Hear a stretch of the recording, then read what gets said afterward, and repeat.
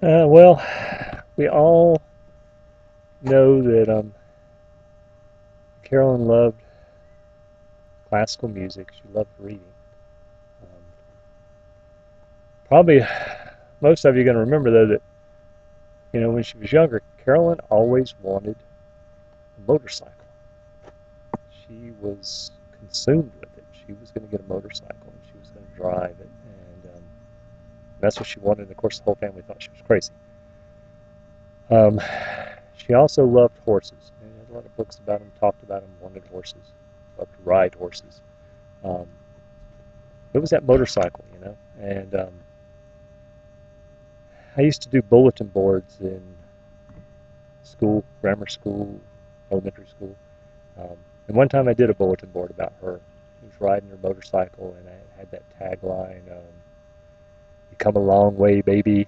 Um, and they let me bring that one home, um, which I got to give to her, which she put up on the wall. She liked that. So that was cool. Um, Now, years later, um, I find myself um, unexplainably with um, motorcycles and horses.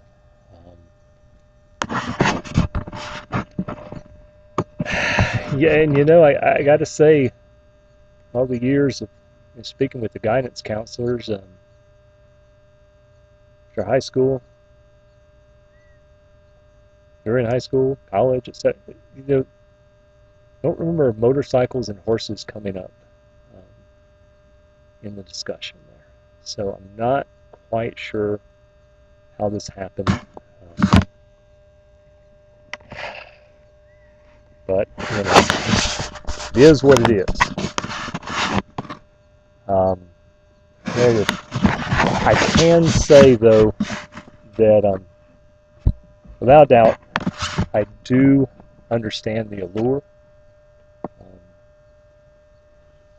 the satisfaction from it, enjoyment. And if somehow subliminally, um, you know, Carolyn's desires contributed to this, then I'm thankful for it, obviously. But, you know, talk about the regret part. Yeah, I think I'm going to regret that she never got to come out here and see this. She never got to come out. Never got to take her on a ride on the bike. Never got to let her ride the horses.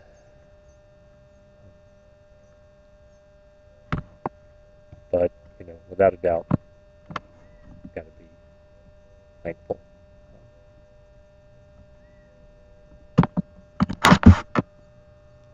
for it.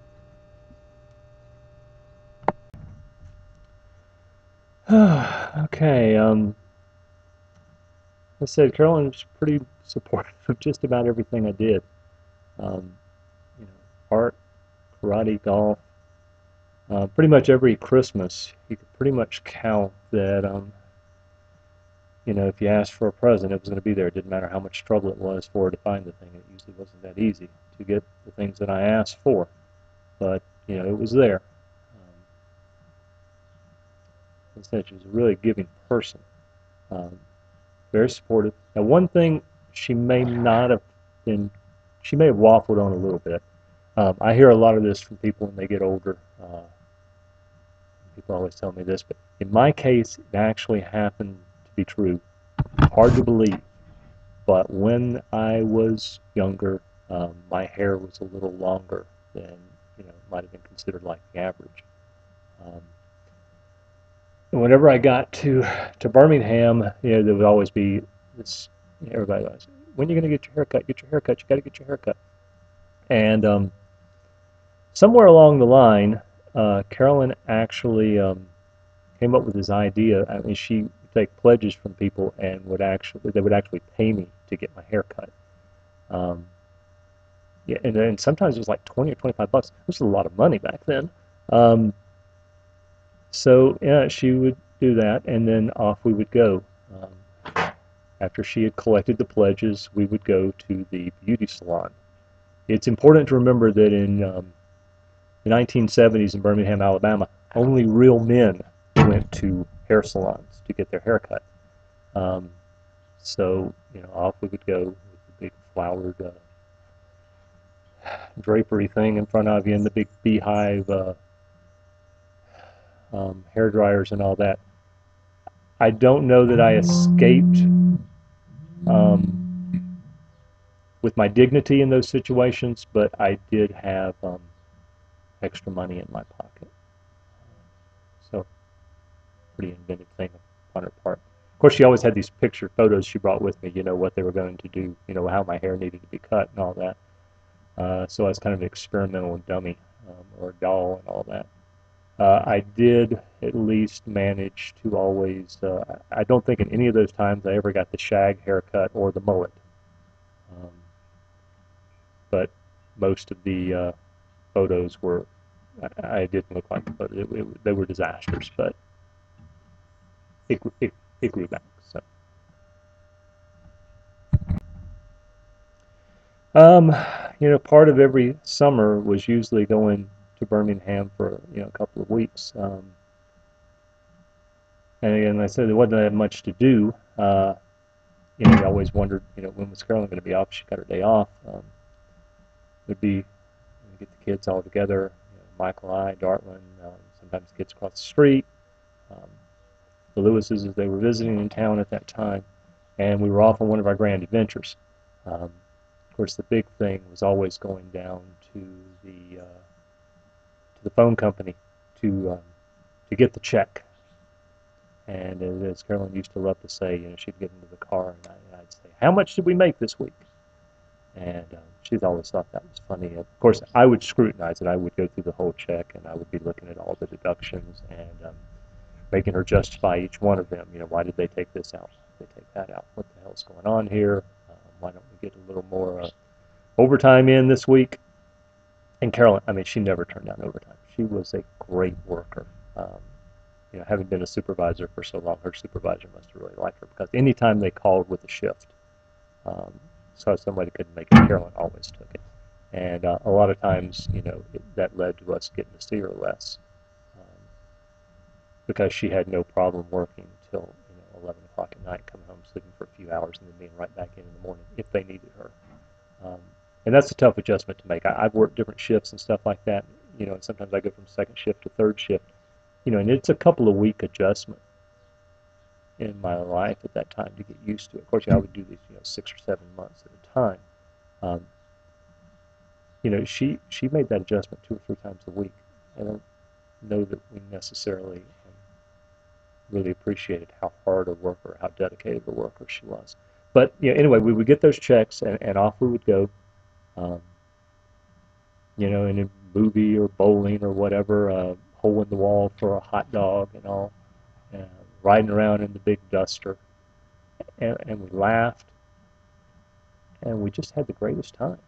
I don't remember us really ever arguing much as kids or having bad times on these or bad feelings. And it was just such a good time that, if life just stayed right like that, I don't really know that I'd have had much of a complaint in that respect. Uh, you know, 2 things at the Dunbar house. There was this pin on the wall, which I believe had something to do with one of our relatives who was a doctor. And there was also this photo, of a military photo, that they were in the Navy and all that. And Carolyn would tell me the story, and evidently we had this great, great, great gazillion great uncle. Anyway, it was in the war. It was on a boat, and it was some type of secret mission. Either they attacked or were carrying something important or whatever. Anyway, when they finally did get into dock as a show of unity, all of the guys got earrings, a gold earring, and wore it for the rest of their lives and all that. So like as early as like, maybe 7 or 8 years old, I always wanted an earring. Um, and it had a lot to do with that story that she had told me and all that. And, after college, I eventually did get an earring. Early part of the 80s there, people didn't really have them. It's like it's never called a bar of soap, ice cubes, sewing needle, an awful lot of alcohol involved in this one. And, the next morning I woke and had an earring. Um, a piece of like wire. I mean, it almost looked like something you hung an earring from. I don't even know if it was really technically really an earring, but I had it. My mom had a fit, of course, and I took a lot of heat. Took a lot of heat from the family. Um, took a lot of heat from people in general because you just didn't have earrings at that time. Um, and kind of staying with Carolyn's part about being different. When it um, also it was tremendously infected. I mean, there was several weeks of infection that I had to fight off to have this earring. So it was really quite an ordeal, but I had my earring. And of course, when people started having earrings, then I had long earrings and then 2 earrings in one ear, and then I just went ahead and got both ears pierced so we could get rid of that whole left ear, right ear kind of defense that the family used for me. And then 2 earrings in both ears, and of course, then people started wearing them, so now I have no earrings. Um, but Carolyn was always very supportive of that whole thing. Um, Although I did find out later on she thought I might be gay, uh, like that old Seinfeld thing. Not that there's anything wrong with that. But no, she never really gave me, grief on any of that stuff. And she said she liked him. I don't know whether she was serious or